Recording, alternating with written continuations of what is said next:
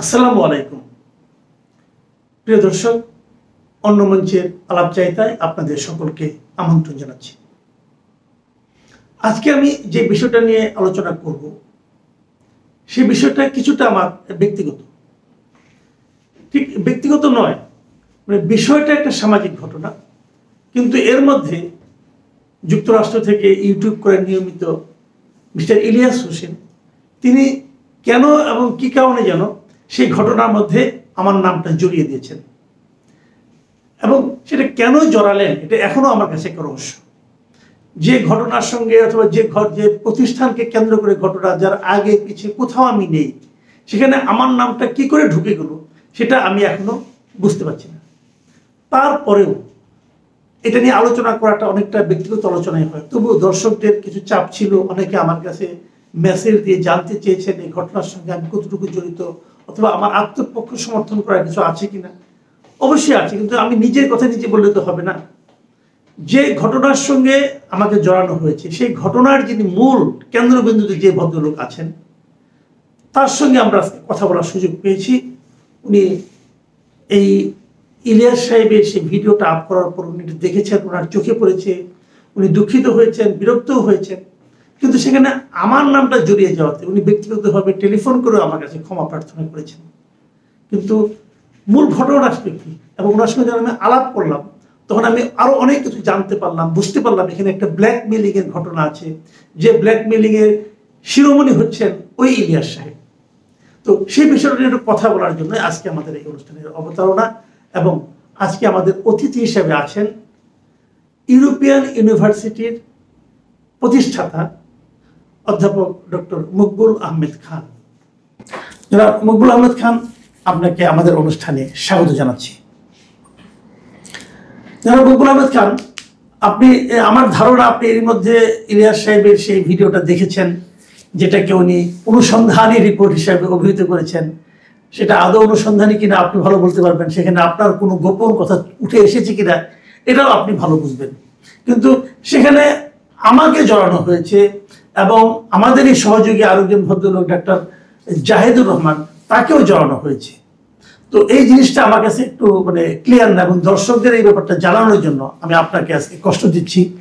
আমি আপনার কাছে জানতে চাচ্ছি প্রথমেই যে আপনাদের এই ইউনিভার্সিটির স্বার্থ সংশ্লিষ্ট কোনো বিষয়ে কখনো কি আমি আপনার ইউনিভার্সিটিতে গিয়েছি কিছু বলতে, অথবা আপনার সঙ্গে কোনো রকম ব্ল্যাকমেইলিং অথবা টাকা পয়সা দাবি করার ঘটনা আপনার সঙ্গে আমার ঘটেছে কিনা?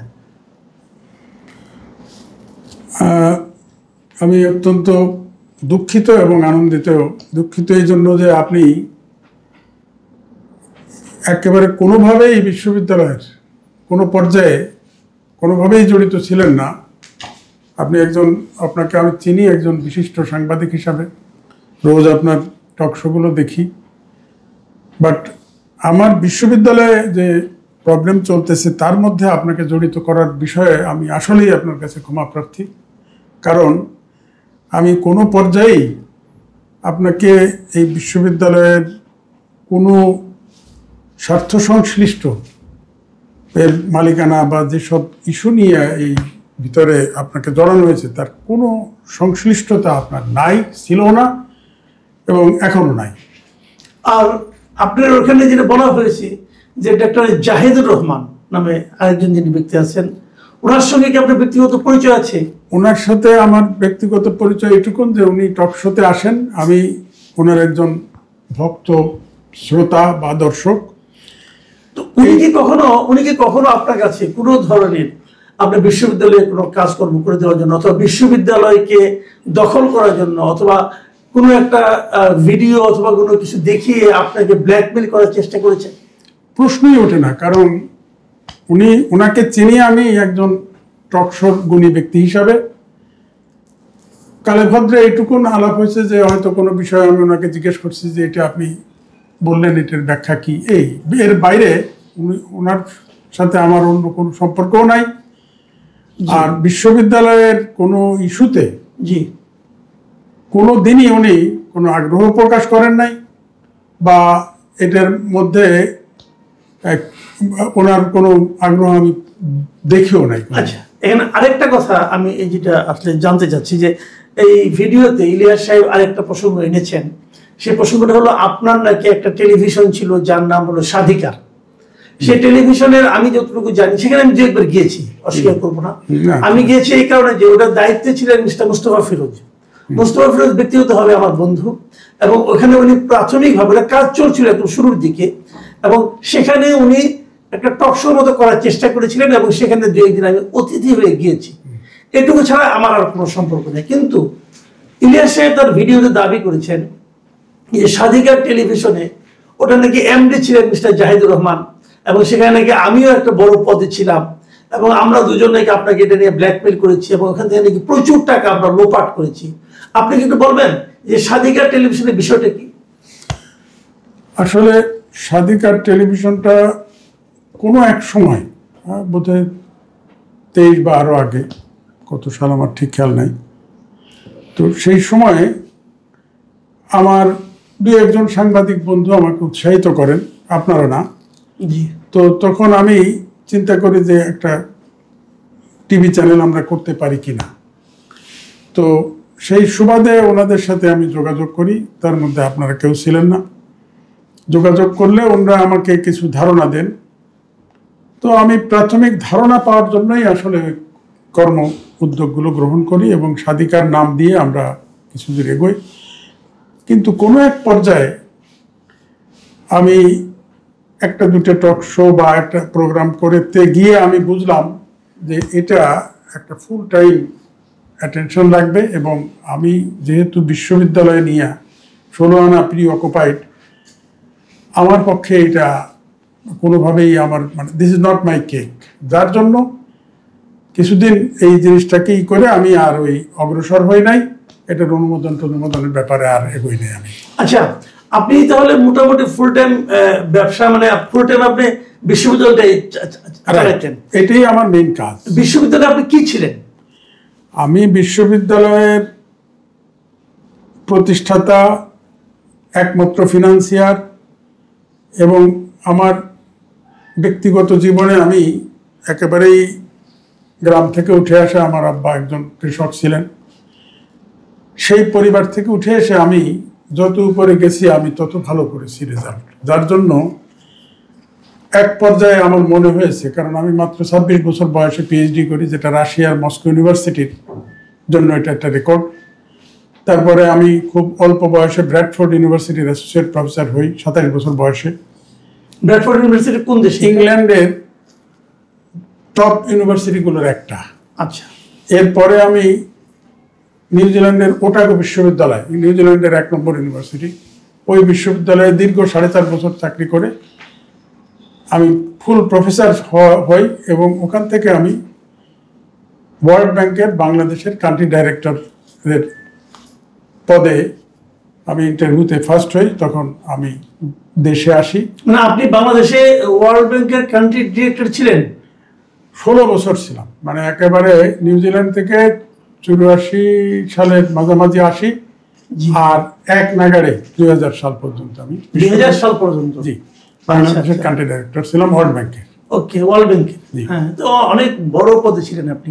জি জি। তো কারণ আমি তো নিউজিল্যান্ডে ফুল প্রফেসর হলাম ওই 84 সালে। জি। তো মাঝামাঝি তখন নিউজিল্যান্ডে প্রমোশন পাইলাম, আর ইন্টারভিউ দিয়েছিলাম ওয়ার্ল্ড ব্যাংকে, ওটাতেও আমি 21টা দেশের কান্ট্রি ডাইরেক্টর নেবে আমি ফার্স্ট হলাম। তখন সবচেয়ে বড় দেশ ছিল ইজিপ্ট। জি। বাট আমি কয়েকদিন ওখানে আমি বললাম যে জয়েন করার আগে আমি একটু দেখে আসি। দেখে এসে আমার ভালো লাগলো না, আমি বললাম যে আমি এক বাংলাদেশ ছাড়া জি অন্য কোথাও জব নেবো না, তাইলে আমি নিউজিল্যান্ডে থেকে। তার মানে এই যে বিদেশের এবং দেশের ওয়ার্ল্ড ব্যাংকের বিদেশি প্রতিষ্ঠানের এই চাকরি থেকে আপনার উপার্জিত অর্থ সঞ্চয় করে আপনি বিশ্ববিদ্যালয় করেছেন। আমি যখন অধ্যাপক ছিলাম তখনও আমি অত্যন্ত মার্জিত মানুষ। আমি ওই বিশ্ববিদ্যালয়ে একমাত্র শিক্ষক যে 3টে সাবজেক্ট পড়াতে পারতাম, কারণ আমার 2টে সাবজেক্টে master degree, economics and human resource management, আর পিএইচডি আমার প্রোডাকশন ইঞ্জিনিয়ারিং এর উপরে, টেক্সটাইলের উপরে। বাংলাদেশের এই গার্মেন্ট সেক্টর এটা আমার হাতে তোলা। তো যার জন্য আমি এই যে 3টে সাবজেক্ট পড়াই, আমাকে অত্যন্ত করতো, অ্যাপ্রিসিয়েট করতো। দ্বীপের দেশ তো নিউজিল্যান্ড, এবং টিচার পাওয়া যায় না। 3জন টিচারের জায়গায় 1জন টিচার রেখে কাজ চলছে, অতএব তারা আমারে দ্রুততম সময়ে 4.5 বছরের মাথায় তারা আমাকে মানে আমি তাহলে এখন প্রশ্ন হলো যে আপনি এত কিছু করে একটা বিশ্ববিদ্যালয় করলেন, জি সেই বিশ্ববিদ্যালয়ের নামে এমন একটা স্ক্যান্ডালাস রিপোর্ট অথবা মানে বয়ান মিস্টার ইলিয়াস হোসেন তৈরি করলেন কেন? আপনার বিশ্ববিদ্যালয়ে কি কোনো ঝামেলা চলছে? আমার বিশ্ববিদ্যালয়ে বেসিক্যালি কোনো ঝামেলা নাই, একাডেমিক্যালি আমরা অত্যন্ত ভালো করতেছিলাম। 2012 সালে অনুমোদন পাই, তারপরের থেকে আমার ছাত্র সংখ্যা যেখানে অন্য বিশ্ববিদ্যালয়ে ছাত্র পায় না, আর আমাদের ছাত্র বেশি বলে ইউজিসি দু একবার কমপ্লেনও করেছে। আর পার্মানেন্ট ক্যাম্পাস আমরা করছি ইউনিভার্সিটি অ্যাপ্রুভালের উইদিন 2 ইয়ার্স, এবং গাবতলীতে 14 তলা বিল্ডিং আমাদের। জি, কোনো দিক দিয়ে আমি কোনো গ্যাপ রাখি নাই, কারণ আমার সারা জীবনের সম্পদ যা আমি অর্জন করছিলাম তার একটা মেজর সিংহভাগ আমি এখানেই ব্যয় করছি, কারণ আমার আর অন্য কোনো স্বপ্ন নাই। বিশ্ববিদ্যালয়টাকে একটা কোয়ালিটি এডুকেশন দেয়া এবং গ্রামের গরিব ছাত্রদের জন্য আমার বিশ্ববিদ্যালয়ের একটা বিশেষ দিক হলো টিউশন ফি অত্যন্ত কম। মানে কম কত, একটা ইঞ্জিনিয়ারিং প্রোগ্রাম 4 বছরের প্রোগ্রামে নর্থ সাউথ বা ইস্ট ওয়েস্টে যেখানে অ্যারাউন্ড 20 লাখ টাকা, সেখানে আমার ওখানে 2.5 লাখ থেকে 3.5 লাখ টাকা। তো এই যে অল্প খরচে আমি এই কোয়ালিটি এডুকেশনটা দিই, এটার কারণ হলো যে আমি জানি গ্রামের ছেলেরা একবেলা জমিতে কাজ করে একবারে কলেজে পড়ে, তারপরেও তারা ভালো রেজাল্ট করে, কারণ তাদের মাথা ভালো। সেই সব ছেলেগুলোরে আমি চেষ্টা করেছি আমার বিশ্ববিদ্যালয়ের মাধ্যমে ডিগ্রি দিতে, এবং অদ্যাবধি মোর দ্যান 34,000 স্টুডেন্ট আমরা বের করেছি ডিগ্রি দিয়ে। তাহলে এখন মানে আপনি বলেন যে সমস্যা ইদানিং একটা শুরু হয়েছে, সেটা কি সমস্যা? আসলে খানিকটা পারিবারিক, কারণ আমি বিশ্ববিদ্যালয়ের এক পর্যায়ে আমার স্বপ্ন যে এটা আমি ওয়াকফা করে দিয়ে যাব, আমার জীবদ্দশায় এটা আমি চালাবো, তারপরে ওয়াকফা করে দিয়ে যাব যাতে জনকল্যাণে লাগে। আর আমার পরিবার মানে আমার একটাই ছেলে, 2টা মেয়ে, তাদের মঙ্গলের জন্য আমি একটা ইন্ডাস্ট্রি করেছি ছোট এক্সপোর্ট ওরিয়েন্টেড। আমার ছেলে ওটা চালায় এবং মোটামুটি ভালোই চালাচ্ছে সে। তো আমার ধারণা তার রুটির জন্য ওটা এনাফ, এবং বিশ্ববিদ্যালয়টাকে আমি স্বপ্ন দেখেছিলাম যে এটাকে আমি একটা ওয়াকফ করে দিয়ে যাব যাতে জনকল্যাণে কাজে লাগে। তো দুঃখের বিষয়, এই বিষয়টা আমি জয়েন্ট স্টক কোম্পানির রেজিস্ট্রার অফিসে আলোচনা করেছিলাম যে ওয়াকফ করার নিয়ম কানুনগুলো কি। আচ্ছা, তো এই আলোচনা আমার ছেলের একজন ভাইরা ডিস্ট্রিক্ট জাজ ছিলেন, সে জানতে পারে। সে জানতে পেরে আমার ছেলের সাথে, হয়তো ছেলের নিয়েই করছে বা সে চক্রান্ত করে, আমরা যারা প্রতিষ্ঠাতা ছিলাম, আমি এবং আরও 2-3 জন, একজন সিনিয়র লোক ছিলেন আওয়ামী লীগের, তো এদের যাদের সহযোগিতা নিয়ে আমি কাজটা করছিলাম, তাদের সহ একেবারে 1 থেকে 3 জন সদস্যকে তারা টোটালি বাদ দিয়ে, আমাকে সহ বাদ দিয়ে, তারা ওই আমার ছেলের ভাইরা, তার আরো 2-1 জন বন্ধু বান্ধব, আত্মীয় মাস্তান, এদের ঢুকাইয়া একটা ভেগ মানে ফরজারি করে একটা বোর্ড তারা গঠন করে তারা প্রচার করে যে এটাই বোর্ড। তো আমি প্রতিষ্ঠা করলাম, আমি এটাকে আমার জমি আমার নামে, রাজুকে বিল্ডিং অনুমোদন করলাম আমার নামে, অথচ সেই বিশ্ববিদ্যালয়ে আমি কেউ নাই। এটা কিভাবে সম্ভব? এটাই তো, এটা কিভাবে সম্ভব? তার জন্য আমি এটা জানতে পারার পরে একদিকে আমি কোর্টে কেস করি, এটাও হাইকোর্টে এখন বিচারাধীন, সুপ্রিম কোর্টের। আর বিষয়টা আমি ইউজিসি এবং অন্যান্য প্রতিষ্ঠানকেও জানাই, তারাও বিস্মিত হয়ে গেছে যে জয়েন্ট স্টক এটা কিভাবে করবে। তো এই ইনভেস্টিগেশনের আওতায় আছে এটা, আশা করি তারা আমার পক্ষে রায় দেবে, কারণ এত বড় একটা ফরজারি তো হতে পারে না। আপনি এটা আদালতে যে মামলা করেছেন, সেই মামলায় এখন এটা কোন পর্যায়ে আছে? এটা ডিস্ট্রিক্ট থেকে এটা উঠে হাইকোর্ট, এবং হাইকোর্টের একেবারে স্পেশাল সুপ্রিম কোর্ট পর্যন্ত গিয়ে একটা হাইকোর্টকে তারা সুপ্রিম কোর্ট দিয়ে দিছে যে তোমরা ডিটেল উভয় পক্ষকে করে স্টাডি করে ডিটেল রায় দিয়ে দাও। আচ্ছা, এখন তাহলে ওটার এখন ওই যে ট্রাস্টি বোর্ড, তার মানে আপনার মূল যে বক্তব্যটা যে আপনার পুত্র, একমাত্র পুত্র, আপনার একটাই পুত্র, তো একটাই ছেলে, আচ্ছা, একমাত্র পুত্র আপনাকে বেসিক্যালি ট্রাস্টি বোর্ড থেকে বের করে দিয়েছেন। হ্যাঁ, এখন আপনি ট্রাস্টি বোর্ডে ওনাদের যে নিয়ম কানুন ওই নিয়মে নাই, আমি নাই। এবং আপনার বক্তব্যে পুরো জিনিসটা যারা জালিয়াতি করেছে, হ্যাঁ, জালিয়াতি, এবং সেই জিনিসটা মামলা হতে হতে হাইকোর্টে গিয়েছে, হাইকোর্টের রায় বুঝে আপনার পক্ষে গিয়েছে, হ্যাঁ, তারপরে সেটা সুপ্রিম কোর্টে এখন অ্যাপিলেট ডিভিশনে আছে। আছে। তো এই পর্যায়ে তারা যখন দেখছে যে কোনো রকম সুযোগ সুবিধা নাই, তখন কি এমন হতে পারে যে তারাই আপনার বিরুদ্ধে এরকম একটা অপপ্রচার অথবা স্ক্যান্ডাল তৈরি করে আপনাকে সোসাইটি মানে সামাজিক ভাবে এক ধরনের ডিফেম করার চেষ্টা করছে? শিওর, কারণ তারা আমি শোনা কথা, আমি সত্য কিনা জানি না, বাট তারা এর পিছনে একটা বড় ধরনের অঙ্ক, 1 কোটি 1.5 কোটি টাকা খরচ করেছে। করে ইলিয়াস এই নাম আমি জীবনে প্রথম ওই ইয়ার থেকে শুনলাম, মানে ওই প্রচারণা থেকে, তাকে দিয়ে একেবারে ভুয়া একটা ইয়া করেছে, আজগুবি। মানে আচ্ছা, এই রিপোর্ট এই আইটেমটা করার সময়, এই যে ভিডিও কন্টেন্টটা তারা করছে করার সময় কি আপনার বক্তব্য নেওয়ার জন্য ইলিয়াস হোসেন আপনার সাথে কোনো যোগাযোগ করেছে? না, আমার সাথে কোনো যোগাযোগ করে নাই। বাট আমার অফিসে গোয়েন্দা লাগিয়েছিল, সেটা বুঝি কিছু কিছু জিনিস তারা, আমি হয়তো স্ক্রিপ্টিং করি, লিখি, কথাবার্তা বলি ছাত্রদের সাথে, এর কিছু কিছু জিনিস তারা কায়দা করে রেকর্ড করেছে, আমি তা বুঝলাম আর কি। হ্যাঁ, আপনার একটা ডায়েরি দেখানো হয়েছে, ওই তো ডায়েরি, সেই ডায়েরিতে 10 জন 11 জনের নাম লেখা আছে। হ্যাঁ, এটা এখানে আবার সর্বশেষ এখানে আমার নামও আছে। না, এটা আমি চিন্তা করতেছিলাম যে আমি এমন একটা বোর্ড করব, জি, যে আমি মরে গেলে তো এই প্রতিষ্ঠানটা চলতে হবে। জি, এখন কারা চালাবে এটা? তার জন্য আমি ডক্টর কায়কোবাদ, তারপরে ডক্টর জাহিদ, এরকম কিছু লোকজন যাদেরকে আমার মনে হয়েছে যে এরা একটু ত্যাগী প্রকৃতির, তাদের কথা আমি চিন্তা করতেছিলাম। সেভাবে কি আপনি আমার নাম ঢুকিয়েছিলেন? সেভাবে আপনার নাম, কিন্তু আমি তো আপনার সঙ্গে কোনো আলাপ করিনি।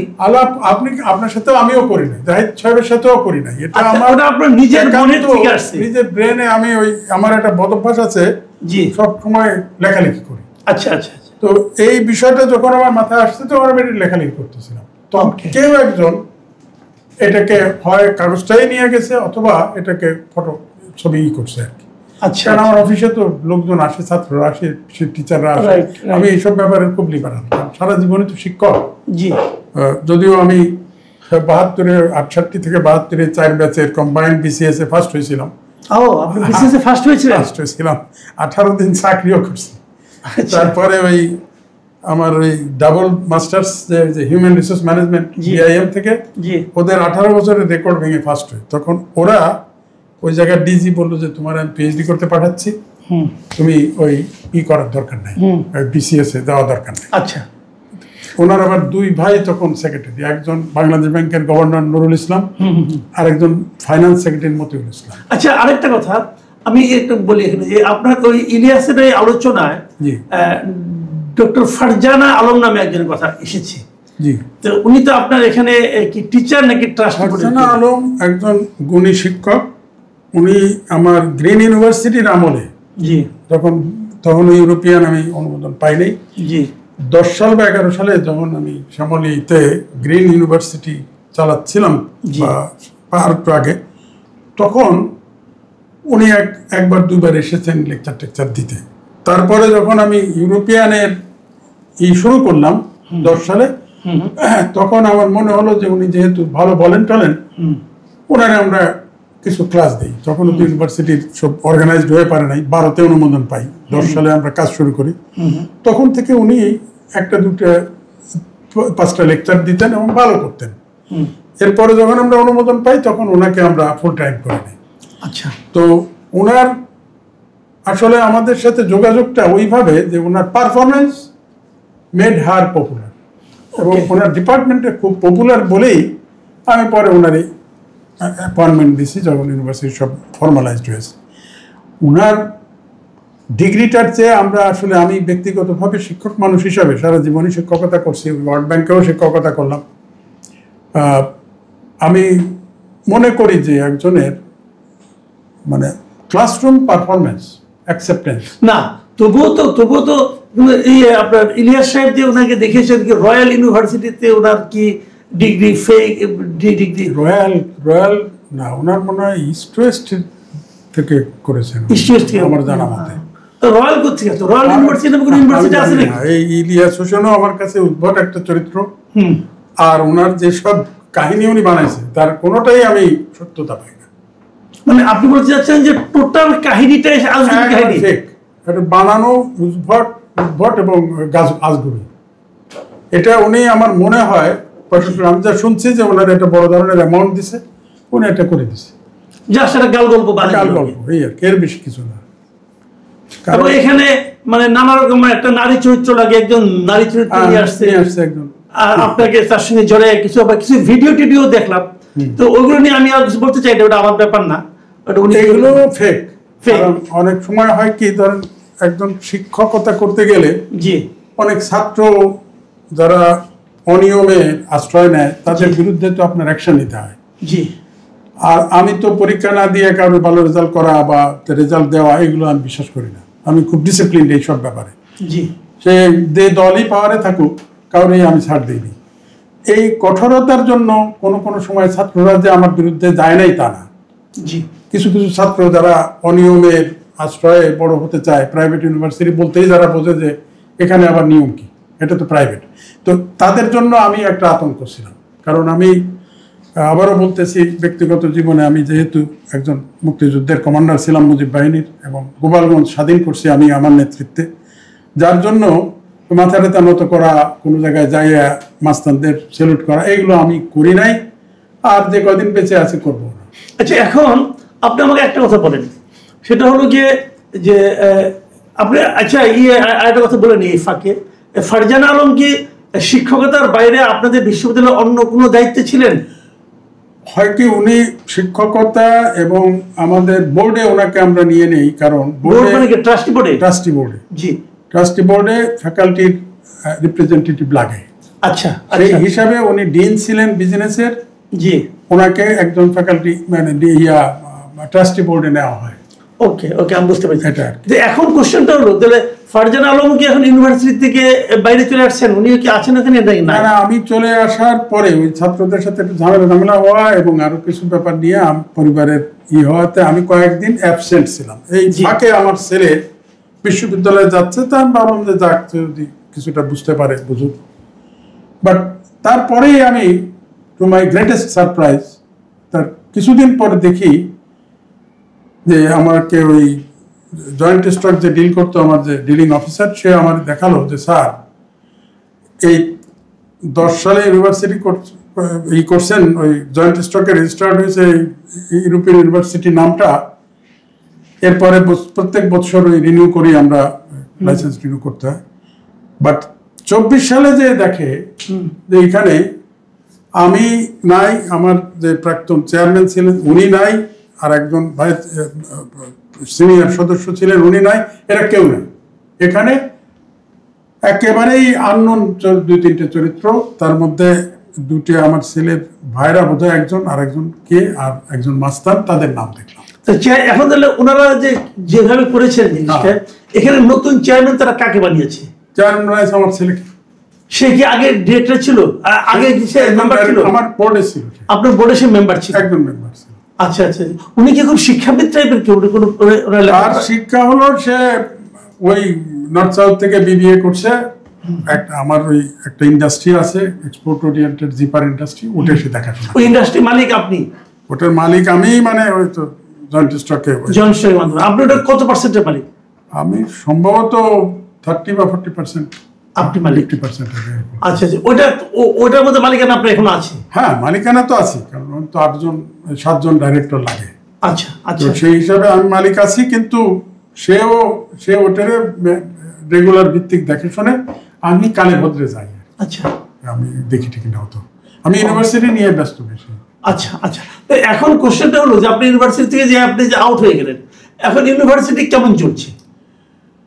ইউনিভার্সিটির অবস্থা ভালো না, কারণ ছাত্ররা যারা ভালো শিক্ষক ছিলেন, ভালো শিক্ষক থাকা আমার দ্বারা অ্যাপ্রিসিয়েটেড যে শিক্ষকগুলো ছিল, তাদেরকে এক এক করে বের করে দেওয়া হচ্ছে।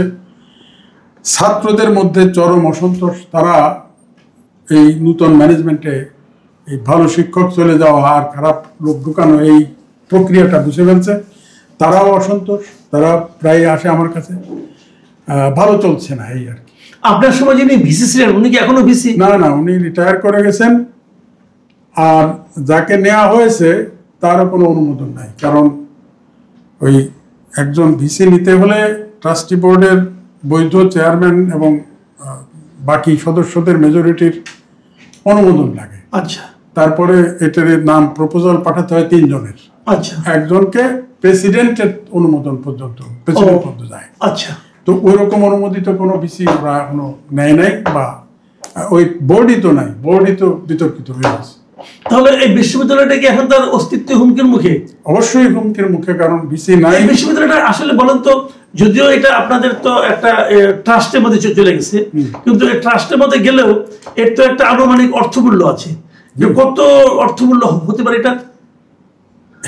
আমার বিনিয়োগ সারা জীবনের সবকিছু, তার এমনি অর্থ যদি এখন মার্কেট ভ্যালু ধরেন, ওইখানে 2.5 বিঘে জমির উপরে আমার বিল্ডিংটা। জি। এই 2.5 বিঘে জমি কম করে হলেও ওখানে ধরেন 50 লাখ থেকে 70 লাখ হলো কাঠা। তো গেল ওখানে অন্তত 100-200 কোটি টাকার একটা প্রপার্টি, 14 তলা বিল্ডিং। আর ইয়া হলো রাজক থেকে অনুমোদিত এবং মানে বৈধ একটা স্ট্রাকচার। জি। একজন যদি সুপার মার্কেটও করতে যায়, সে মাসে অন্তত 50 লাখ টাকা ভাড়া পাবে। বাট আমার বিশ্ববিদ্যালয় এই যে 10-12 হাজার ছাত্র পড়াশোনা করতেছে, তাদের থেকে আমি একেবারে নমিনাল একটা ফি নেই, যাতে বিশ্ববিদ্যালয়টা অধিকাংশ সময় মার্জিনালি মানে খুব বেশি একটা প্রফিট কম হয় না। এখন লসে যাচ্ছে, কারণ ছাত্র ভর্তি কম হচ্ছে। জি। আর এরা আবার একটা কাজ করছে কি, আমার যাওয়ার পরে পরে আমি কিন্তু 12 সাল থেকে 24 সাল পর্যন্ত ফি বাড়াইনি, বাড়াইনি, বরং বলছি যে কমানো যায় কিভাবে। কারণ আমার গ্রামের থেকে যে ছাত্ররা আসে তাদের অবস্থা আরো খারাপ হচ্ছে, আর্থিক অবস্থা গ্রামের মানুষের খারাপের দিক যাচ্ছে। তো এই অবস্থায় বাড়ালে তো ওরা পড়তে পারবে না, ওরা যাইয়েই এটা 1.5 গুণ করে ফেলছে প্রথম 1 মাসের মধ্যে। ফলে ছাত্র ফল করতেছে। জি, এই অবস্থা। জি, বুঝতে পারি। তো এখন তাহলে আপনি অপেক্ষা আছেন আদালতের রায়টা কি হয়? আদালতের রায়, এবং আমি আদালতের এই বিষয়টা ইউজিসির সাথেও আলাপ করে আসলাম, তারাও ওয়েট করতেছে, যেহেতু আদালতে গেছে একেবারে হাইয়েস্ট আদালত, যে এটা রায় যা আসে সেইভাবে আমরা। জি, অনেক ধন্যবাদ, অনেক ধন্যবাদ জনাব মকবুল আহমদ। আপনাকেও ধন্যবাদ যে এই আমার সারা জীবনের কষ্টে করা একটা প্রতিষ্ঠান। না, আমি একটু বিস্মিত হয়েছি যে আপনার আপন ছেলে, তার আপন পিতাকে তার প্রতিষ্ঠিত একটা বিশ্ববিদ্যালয় থেকে বের করে দিয়েছে, যেটা এটা কিভাবে সম্ভব আমি কিন্তু হিসাবে মিলাতে পারি না। কারণ আমি আমার নিজের প্রচেষ্টা, আমি এটা টের পাওয়ার পরে আমি বাসা থেকে চলে আসি। মানে আপনি কি আপনার নিজের বাসায় এখন থাকেন না? না, আমি আমার বাসায় থাকি না। কারণ কেন? আমার ছোট ভাই নিয়ে আসছে এই কারণে যে আমি প্রথমে একবার এই ঘটনা জানতে পেরে চলে আসলাম, তারপরে আমার নাতি কান্নাকাটি করায় আমি আবার গেলাম। যাওয়ার পরে আমি এক রাত থেকে আমি আমার ছেলেকে জিজ্ঞেস করলাম যে বাবা একটা কথা শোনো। বলে কি?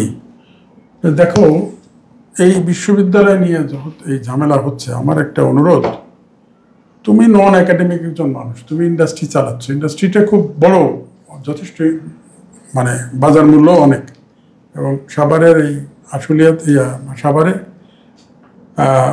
প্রায় 3 বিঘা জমির উপরে বিশাল কমপ্লেক্স। তো তুমি এটা নিয়ে থাকো, আমি যে কদিন বেঁচে থাকি সেগুলো ইউনিভার্সিটিটা আমি চালাই, তারপর আমি মরে গেলে তো তুমি মারা যাবা। বাট সে আমার উত্তর দিল যে না, আমার এটা এখন থেকে আমি চালানো প্র্যাকটিস করে আমি শিখাবো। তো দেখলাম যে একেবারে অনমনীয়, না, এই ব্যাপারে আমি কোনো কথাই বলতে পারি না। তারপরে আমি তার ওয়াইফকে আবার ডাকলাম, ওয়াইফকে বুঝালাম। তার ওয়াইফ বলে যে না, কেন আমরা যাবো, কেন আমরা এর মধ্যে আছি, আমরাই থাকবো, আপনার বয়স হয়েছে, আপনার এখন বাঁচে থাকারও তো দরকার নেই। মানে আমার বাচ্চাটাও তারা এখন খুব একটা মানে আপনি বেঁচে থাকারই দরকার নাই, এটা আপনার ছেলের বউ ওই বয়সে আপনার বাঁচা, এটা তো আপনি বাঁচবেন বৃদ্ধাশ্রমে, যে আপনি বাঁচতে পারেন, এখানে কি দরকার আছে? মানে ছেলের বউ আপনাকে বৃদ্ধাশ্রমে পাঠাতে চাচ্ছে? এই হলো তাদের। মানে আপনি কি এটা কি আসলে আপনার ছেলের এই বুদ্ধি না আপনার ছেলের বউর বুদ্ধি? যেহেতু ওর ভাইরা এর মধ্যে ঢুকছে, আমার ধারণা তার ওয়াইফের বুদ্ধি। তো ওয়াইফ কি খুব বিখ্যাত কেউ? না না, এমনি হাউস ওয়াইফ, লেখাপড়া জানা, ওই নর্থ সাউথ থেকে বিয়ে করছে। আচ্ছা, আমার ছেলের ক্লাসমেট ছিল আর কি। সেই সুবাদে বিয়ে। আচ্ছা, ঠিক আছে, আমরা মোটামুটি বুঝলাম।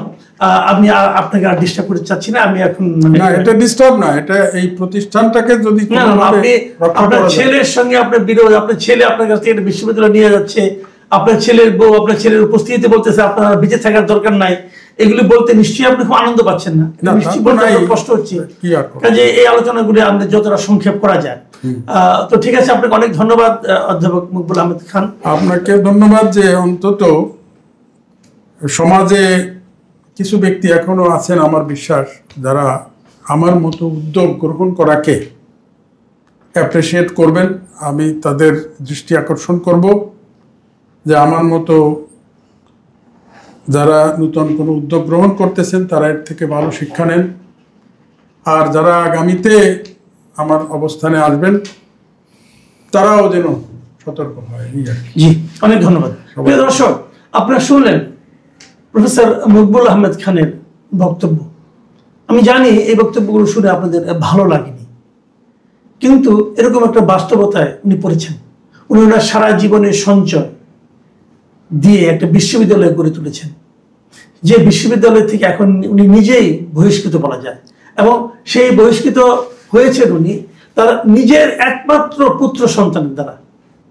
ওনার পুত্র সন্তান ওনাকে বের করে দিয়েছে, বের করে দিয়ে উনি ওনার শ্বশুর বাড়ির লোকজন তাদেরকে সেই ট্রাস্টি বোর্ডের মেম্বার করেছে, পিতাকে বের করে দিয়ে। এ ধরনের ঘটনা আমরা প্রায় আগে বাংলা সিনেমায় দেখতাম, এখন দেখছি যে না, বাস্তবেও কিছু কিছু দেখা যাচ্ছে। আরেকটা বিষয় আপনারা খেয়াল করবেন,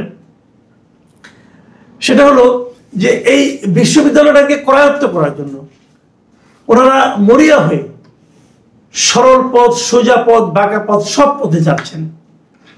প্রফেসর মকবুল আহমেদ খান উনি যখন আদালতে গিয়েছেন, আদালত থেকে হাইকোর্ট থেকে যখন উনি রায় পেয়েছেন, আর মাত্র একটা ধাপ বাকি আছে, হয়তো 2-3 মাসের মধ্যে ওটাও রায় হয়ে যাবে, যখন দেখছেন যে বিশ্ববিদ্যালয় হাতছাড়া হতে পারে, তখন ওনারা মকবুল আহমেদ খানকে সামাজিকভাবে হেয় প্রতিপন্ন করার জন্য এই ইলিয়াস হোসেনের মতো ব্ল্যাকমেলারে শরণাপন্ন হয়েছেন। আপনি এর মধ্যে নিশ্চয়ই আরো দেখতে পেয়েছেন, ইলিয়াস হোসেনের কিন্তু এটাই তার কাজ।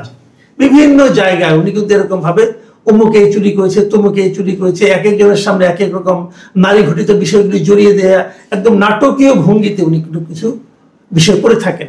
এবং ওনার স্টাইলটা বড় অদ্ভুত। স্টাইলটা হলো এমন যে উনি যার সম্পর্কে বলেন তার সম্পর্কে 2-3টা তথ্য উনি নেন। যেমন মকবুল আহমেদ খান, উনি একজন বয়স্ক লোক, ওনার তথ্য নিয়েছেন, উনি একটা ইউনিভার্সিটি করেছেন, এই তথ্যটুকু নিয়েছেন, আর কিছু তার দরকার নাই। এখন মকবুল আহমেদ খান সম্পর্কে যা ইচ্ছে তা লাগিয়ে দিলেন, কোনো সমস্যা, একটা আবছা ছবি দিয়ে বলে দিলেন, এবং সেই ছবিটা কার, কোন নারী তারও নাম নাই। ওই ইউনিভার্সিটিতে আরেকজন মানে ভদ্র মহিলা ছিলেন, যে টিচার ছিলেন, ট্রাস্টি বোর্ডের মেম্বার ছিলেন, তার নাম জড়িয়ে দিলেন। কোথাও কিন্তু প্রমাণ করার দরকার পড়ে না। এবং এই যে আমার নাম জড়িয়ে দিয়েছেন, প্রমাণ করার দরকার পড়ে না, কিন্তু বলে দিলেন মুখের উপর। জাহেদ ছিল, মাসুদ কেবল ছিল, আর গং ছিল, এবং এরা এগুলি করেছে যেগুলো উচ্চারণ করা যায় না পর্যন্ত, এবং অশ্লীলতার চূড়ান্ত মাত্রায় নিজেকে উন্নীত করেছেন এবং করছেন। এবং আমাদের দেশেও কিছু লোক আছেন যাদের মাথা আছে কিন্তু ভিতরে ব্রেন আছে কিনা সন্দেহ, আমি জানি না, তারা সেগুলো শুনছেন, বিশ্বাস করছেন এবং এক ধরনের বিকৃত আনন্দ অনুভব করছেন। প্রিয় দর্শক, আমি এগুলো নিয়ে বলতাম না, কিন্তু আমার জন্য নিজের ব্যক্তিগত বিষয়টা ইম্পর্টেন্ট না। আরেকটা ইম্পর্টেন্ট বিষয় হলো, একটা বিশ্ববিদ্যালয় এভাবে ধ্বংসের দিকে যাচ্ছে, বিশ্ববিদ্যালয়ের ছাত্র কমে যাচ্ছে। এবং যে বিশ্ববিদ্যালয়ে মকবুল আহমেদ খানের একটা উদ্দেশ্যই ছিল যে কম পয়সায় গ্রামের মেধাবী স্টুডেন্টদেরকে এখান থেকে শিক্ষা দেওয়া, ডিগ্রি দেওয়া, সেটাও বোধহয় সামনে ব্যাহত হতে যাচ্ছে। আর ইলিয়াস হোসেনের ব্যাপারে আমি একটা কথা বলতেই চাই, উনি মানুষের চরিত্র হনন করার জন্য মনে হয় পণ করে নেমেছেন, কিন্তু সেগুলো কিছু হয় না। আপনি যদি একটু ঠান্ডা মাথায় বিচার করে দেখবেন, সেগুলির মধ্যে কোনো তথ্য নেই, কোনো প্রমাণ নেই, যা ইচ্ছা তাই উনি বলছেন, আর রগে কিছু কথা বলছেন, যাকে নাকি আপনারা অনেকে দেখবেন, বাংলা ভাষায় একটা কথা আছে যে চটি সাহিত্য।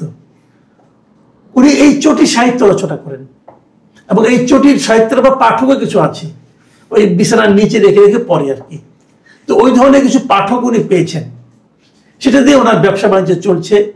আর এখান থেকেও মকবুল আহমেদ খান যেটা বললেন, প্রায় 1-1.5 কোটি টাকা উনি পেয়েছেন এই ধরনের একটা চটি সাহিত্য রচনা করার জন্য। আমি ওনার ব্যাপারেও আপনাদেরকে একটু সতর্ক থাকতে অনুরোধ করব। আপনারা ভালো থাকবেন, আর অধ্যাপক মকবুল আহমেদ খানের যে আর্তনাদ, সেটাও যেন আপনাদের স্পর্শ করে সেই কামনা করছি। এখন এ পর্যন্তই। আল্লাহ হাফেজ।